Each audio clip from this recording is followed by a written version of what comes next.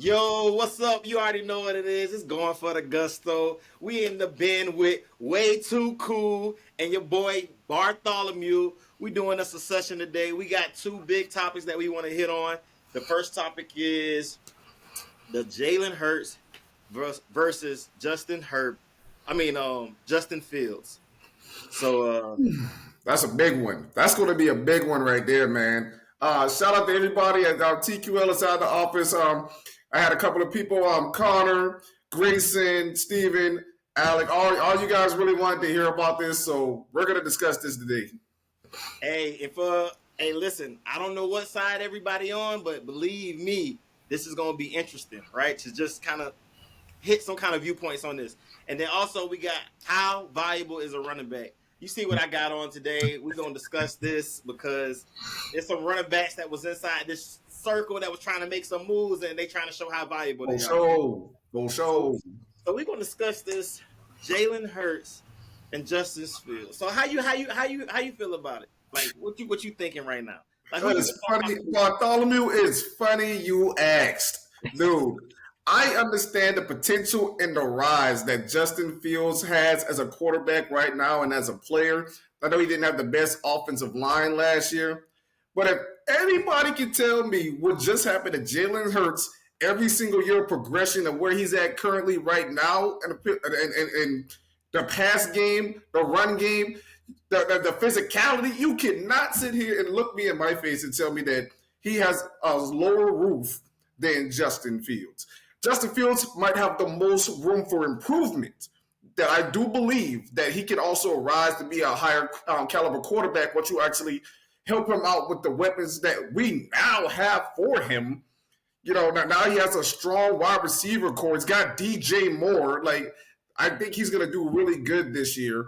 But to say he's going to be a higher ceiling in his totality than Jalen Hurts, that's just absolutely crazy, man. Yeah, I can tell you exactly where people get that viewpoint from. But then we start looking at statistics, right? So then you start thinking like, okay, well, they're saying that because Jalen Hurts is known for using his legs.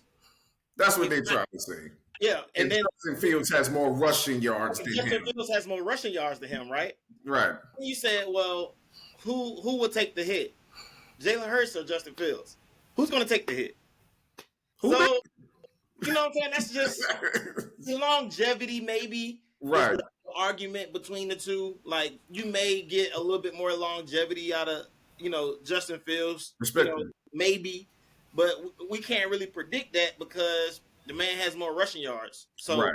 he potentially uses his legs a lot more to gain more yards. So he's viable to take some hits that he's probably not expecting sometimes too. We Right. just seen that part of his career, so he makes smart decisions, when running the ball. So that's pretty cool, but as in percentages, like passing percentages, we got Jalen Hurts at 66%, and we got Justin Fields at 60%. 6% is a big difference in the league today. Severe.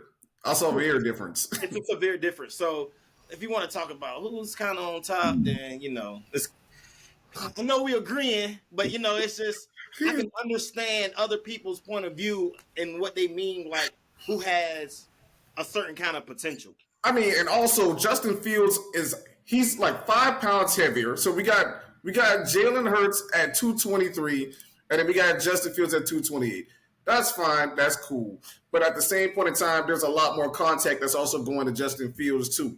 And correct me if I'm wrong. I think that leg got a little iffy last year after that injury, and they don't want to bring that up. I don't want to talk about that, man. Freaking Jalen Hurts. This man hurt his shoulder. Justin Fields hurt that leg. Hey, I ain't gonna lie, it's hard to but you know what? And if they're trying to compare the injuries, like that's just something you need your legs to operate in football. Right. Don't get me wrong, you need your shoulder too, but the recovery time is probably a little longer for a leg injury than it is for a shoulder injury. I could agree with that. Yeah, because Yeah, no, by far, dude. Like definitely, and it's the life. It's almost the livelihood of a quarterback at a point in time. You got a person like Justin Fields that runs the field as much as he does and surveys the field. You don't want to hear like Lamar Jackson. This man struggled to get a contract. especially after the leg injury himself too. Like he still struggled. Like you don't want to be put in that position where they think that you can't move because you got to be mobile in that pocket. That's true.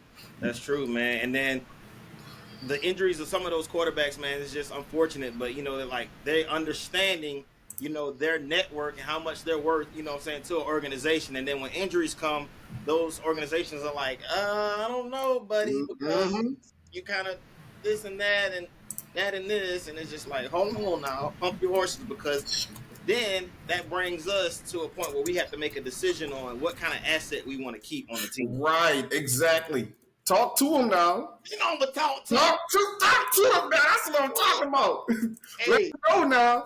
But like they did go and get a lot of weapons to help out with Justin Fields out though. So like I don't want to hear people saying like they already had Khalil Herbert. They went and got Deontay Foreman. That's great. They got Chase Claypool. They got DJ Moore. They got Darnell Mooney. I don't want to hear anybody say anything to me in this upcoming 2023 election about this man not having no weapons on that team, man. I don't want to hear none of it. Hey, but we looking for Justin Fields to have a great year. Like I am. Yeah, we looking for him to have a great year. Like we ain't gonna rain on his parade. No, I really like Justin Fields, man. I think, like I said, he's a talented player with a roof that keeps rising, and I think he's going to be a really good quarterback once he finally gets to set into his niche. But then you think about this too, like think about the monkey that Jalen Hurts had on his back since college. Yes. He's been trying to prove a point ever since then. His dedication, his mindset is like, I'm gonna be better than what everybody expected me. You know what I'm saying? To like, right. Y'all didn't expect me to be like this, but I'm gonna be great. I'm gonna be great. And I feel like that's what's like pushing him to get to where he's at, and why his numbers look significantly different than Justin Fields. It's just because like I have that dog in me. There's a different kind of dog in me. Like this man got fired, bro. How many times he got fired? Right. Hey, what Coach Prime said not too long ago? What did he say? Believe me now? You believe me now? Yeah. He went straight to the Super Bowl. Like this man, like, dude, that's somebody that you can't knock. You just can't knock him down, man. I appreciate the heart. I love it. Yeah, man. So, hey, for those that you need to try to pick a side. If you riding with Jalen Hurts, go ahead. Ride on that side. If you're riding with Justin Fields, I understand your viewpoint, but we're going to keep it pushing because now we need to get into these running backs. And please comment down in the box below which one you would choose. Would you choose the potential height of Justin Fields, or would you go with Jalen Hurts? I want to see it in the comment box below. Let's talk. All right, so check this out. How valuable is a running back? Now, I usually like to pass the buck right after the, given the invitation of the topic, but I gotta attack this one first. I just gotta get at it. I gotta You got the jabs up now. Listen, now everybody know this my boy, Jonathan Taylor. It had hurt my heart that he had wanted to leave the Colts. But what hurt my heart even more? That they ain't want to pay the man what the man worth. Woo. And I say, man, shout out to Lamar Jackson for this, because Lamar Jackson was a guy who stood on his legs high and mighty and said, I'm going to either get my money or I'm not going to play for this organization. And guess what? I'll be a free agent because somebody's going to pick me up. For sure. And they'll pay him too. Yeah, and pay me too. So it doesn't matter. And you think I'm bluffing? Ask my manager, my mama. Ask her. You think I'm bluffing? And I think that two running backs to come to mind. I know it was a third running back in that discussion. I can't remember who it was. But it was Jonathan Taylor, Saquon Barkley, and somebody else. But Saquon, he opted out and took the deal. And it's like, no, bro, you were supposed to stand on your feet so we can show how valuable, like, you guys are worth. Like, bro, you had the best season of your life. And these guys need you, and you were worth so much more money. And Jonathan Taylor knew, hey, bro, I was leading in rushing yards. You know what I'm saying? Right. And we're not gonna talk about because Derrick Henry was injured because we're not doing that. We're not doing that. Right. But you guys had, between the last two seasons, you guys were phenomenal running backs. So these guys owe you that money, and I think that y'all should like stand on it. Like, Saquon, I get it. You're going back to the Giants. You're gonna be a superstar there. Congrats. But I feel like if you would have just held out a little longer, maybe the Giants would have paid you, or maybe another team or another asset could have doggone paid you. Like I don't know how you feel about the. I think for Saquon Barkley, I was. To me, it hurt me for Saquon Barkley. For the fact of the matter is, Saquon Barkley is such an important key component to that offense. Like without letting Saquon Barkley walk is probably one of the top 5 dumbest things that you can do in the league right now. I didn't like the fact when the Vikings let Dalvin Cook walk. I understand that they have Alexander Madison, but Dalvin Cook is still one of the best running backs in the league to me right now. That I don't understand why you just don't pay the man. Like, that was the third running back, Dalvin Cook. That was the third running back. I'm trying to remember the third running back. It's Dalvin Cook, and they just didn't. He went to the Jets, and now the Jets look like a super PAC. Like, do you know how upset I was when I got the ESPN update that Dalvin Cook went to the dang Jets? Man, the Jets hurt. Hey, but think about the Jets' power right now. See. Let me tell you something. I know Aaron Rodgers can definitely appreciate a good running back. I know that for a fact. Because, hey, bro, if I can give you this ball at least 40% of the time, that takes a lot off of me, a lot of pressure. I'm a little older. I can survive a little longer through more games. You know what I'm saying? Give that 100%, 110% effort the whole game.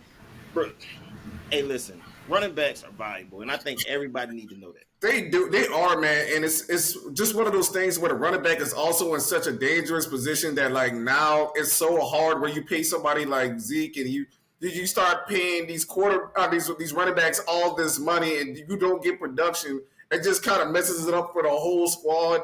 So I get it. Believe me, I know. Saquon Barkley he didn't get paid yet, but like, Saquon Barkley was looking like one of the best running backs in the league too when he first came in, and then he missed like 2 seasons back to back. It's just like it's a hard thing to try to put your faith in because there's no telling what can happen to you at a running back position, man. You just take too much hits. It's just slide into this like Tony Pollard. Tony Pollard was having a good year. They had 1,000 yards. I believe he had 1,200 yards rushing, and he goes up on a freak accident. The linebacker, he just rolls over on his leg. That was it.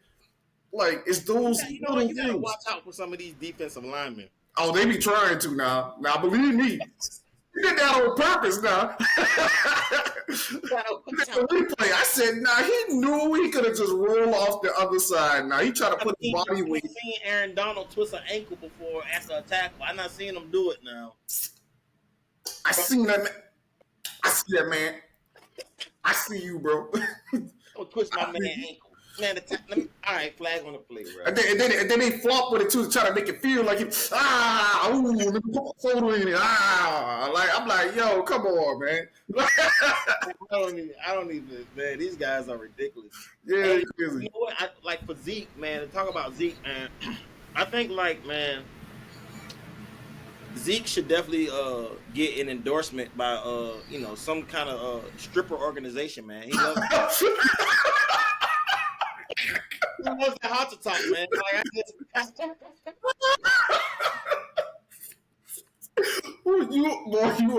You a fool, man. Like, pay that man what he worth. If he pay that man what he worth.